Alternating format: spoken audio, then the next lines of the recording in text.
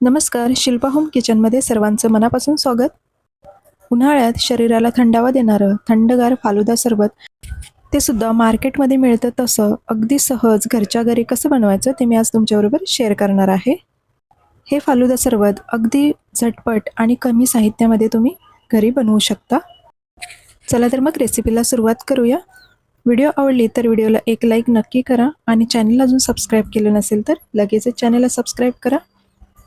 तर इथे मी अर्धा लिटर दूध घेतलेलं आहे आणि आता हे दूध आपल्याला उकळून घ्यायचं आहे. तर यामध्ये मी अर्धा कप साखर वापरलेली आहे. आता मध्यम गॅसवरती दुधाला छान उकळी येऊ द्यायची. साखरेचं प्रमाण तुम्ही तुमच्या आवडीनुसार कमी जास्त करू शकता. इथे मी अर्धा कप साखर वापरलेली आहे आणि आता हे दूध उकळायला ठेवूया. तोपर्यंत आपण बाकीची तयारीसुद्धा करून घेऊया. तर इथे एका बाउलमध्ये मी 2 टेबलस्पून व्हॅनिला फ्लेवरची कस्टर्ड पावडर घेतलेली आहे आणि आता त्यामध्ये पाव कप दूध घालायचं आणि हे मिश्रण व्यवस्थित मिक्स करून घ्यायचं, कारण यामध्ये गुठळ्या होतात. तर गरम दुधामध्ये डायरेक्ट न घालता असं हे व्यवस्थित मिक्स करून घ्यायचं. इथे मी थंड दूध वापरलेलं आहे आणि आता हे झालेलं आहे. हे आपण बाजूला ठेवून देऊया. आता आणखी आपल्याला काय काय लागणार आहे ते बघूयात. तर हे व्यवस्थित गुठळ्या सगळ्या मोडून घेतलेल्या आहेत. त्यानंतर इथे मी सब्जा पाण्यामध्ये 10 ते 15 मिनटं भिजवून घेतलेलं आहे. तर ते सुद्धा आपलं तयार झालेलं आहे. त्याचबरोबर वरून गार्निशिंगसाठी इथे मी पिस्ता आणि बदामचे काप घेतलेले आहेत. त्यानंतर अर्धा कप शेवया घेतलेल्या आहेत. ह्या ज्या पांढऱ्या शेवया असतात त्या घेतलेल्या आहेत, जे आपण उपमा वगैरे बनवण्यासाठी वापरतो त्या शेवया घ्यायच्या. ब्राऊन कलरच्या थोड्या बारीक शेवया असतात त्या घ्यायच्या नाहीत. तर या शेवया आपण या दुधामध्ये आता घालून घेऊया आणि व्यवस्थित असं मिक्स करून घ्यायचे आणि थोड्या मऊ होईपर्यंत आपल्याला या दुधामध्ये शिजवून घ्यायचे. अगदी 3 ते 4 मिनिटासाठी फक्त या शिजवून घ्यायचे आणि दुधाला छान उकळीसुद्धा आलेली आहे.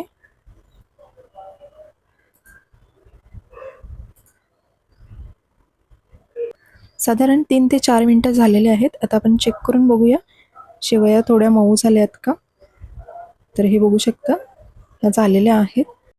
आता गॅस अगदी कमी करायचा आहे आणि जो आपण कस्टर्ड पावडरचा घोळ तयार करून घेतला आहे तर ते आपल्याला या दुधामध्ये घालून घ्यायचं आहे. तर त्यासाठी गॅस अगदी कमी ठेवायचा आहे, नाहीतर मग पूर्ण गुठळ्या व्हायची शक्यता असते. तर हे सगळं घालून घ्यायचं आणि लगेचच आपल्याला हे मिक्स करून घ्यायचं, म्हणजे गुठळ्या होणार नाहीत.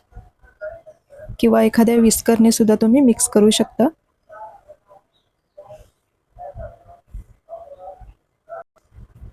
आणि बघू शकता हे दुधाचं मिश्रण अगदी पटकन घट्ट झालेलं आहे. आता यामध्ये मी अर्धा कप पाण्याचा वापर केलेला आहे, कारण हे मिश्रण खूपच जास्त घट्ट झालेलं आहे.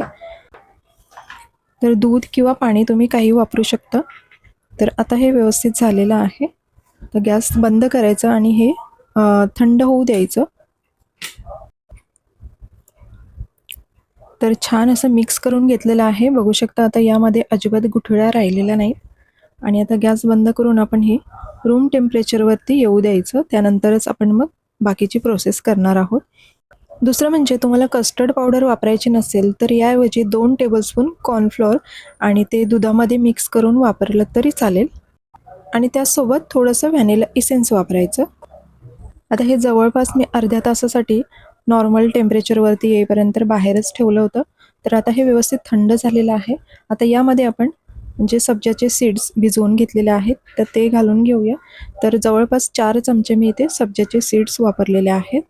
आता हे व्यवस्थित मिक्स करून घ्यायचं.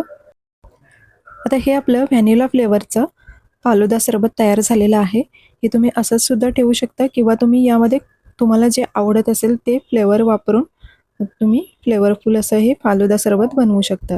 तर इथे मी रोज सिरप वापरलेला आहे. तर तुम्ही कोणत्याही ब्रँडचं रोज सिरप वापरू शकता किंवा तुम्ही आणखी कुठलं स्ट्रॉबेरी फ्लेवरचं किंवा मँगो फ्लेवरचं क्रश घालून हे बनवू शकता. वेगवेगळ्या फ्लेवरचे तुम्ही हे फालुदा सरबत बनवू शकता. तर इथे मी रोज फ्लेवरचा फालुदा सरबत बनवत आहे. तर जवळपास पाव कप इतकं मी रोज सिरप घेतलेलं आहे आणि हे थोडं थोडं करून आपल्याला यामध्ये घालून घ्यायचं आहे आणि मिक्स करून घ्यायचं आहे. तर हे मी सगळं पाव कप घेतलेलं सिरप वापरलेलं आहे. आता यामध्ये थोडे मी आईस क्यूबसुद्धा वापरले आहेत. जर खूप जास्त थंड असं चिल्ड जर तुम्हाला सरबत पाहिजे तर ते फ्रीजमध्ये ठेवायचं किंवा आईस क्यूब घालून तुम्ही सर्व करू शकता. तर आता हे व्यवस्थित मिक्स करून घेतलेलं आहे आणि बघू शकता तुम्ही छान असं दाटसर असं हे आपलं फालुदा सरबत तयार झालेलं आहे आणि रंगसुद्धा खूप छान आलेला आहे. तर तुम्ही सुद्धा या पद्धतीने फालुदा सरबत नक्की बनवून बघा. अगदी झटपट तयार होतो. आता इथे आपण एका ग्लासमध्ये सर्व करून घेऊया. तर मी इथे एक ग्लास घेतलेला आहे. यामध्ये आपण तयार केलेला फालुदा सरबत काढून घेऊया.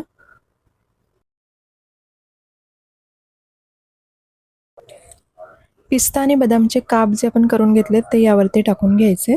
त्यानंतर भिजवलेले सब्जाचे सीड्स आणि थोडंसं वरून रोज सिरपसुद्धा टाकून घ्यायचे. दिसायलाही खूप सुंदर दिसतं आणि खूप चविष्ट लागतं. तुम्ही या पद्धतीने एकदा नक्की बनवून बघा. हे सरबत खूप छान लागतं आणि मुलांना तर असे पदार्थ खूप आवडतात. तर बाहेरून खाण्यापेक्षा आपण घरच्या घरी अगदी सहज हे पदार्थ बनवू शकतो.